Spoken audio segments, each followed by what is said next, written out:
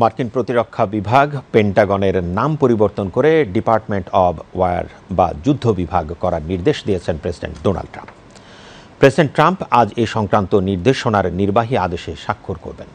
ট্রাম্পের এই নির্দেশনার ফলে পেন্টাগন ডিপার্টমেন্ট অব ওয়ার নামে পরিচিত হবে এবং প্রতিরক্ষা মন্ত্রী পিট হেগসেথ যুদ্ধমন্ত্রী হিসেবে পরিচিত হবেন। এর আগে ১৭৮৯ সালে মার্কিন প্রতিরক্ষা বিভাগের নামকরণ করা হয় ডিপার্টমেন্ট অব ওয়ার, যা ১৯৪৭ সাল পর্যন্ত বজায় ছিল।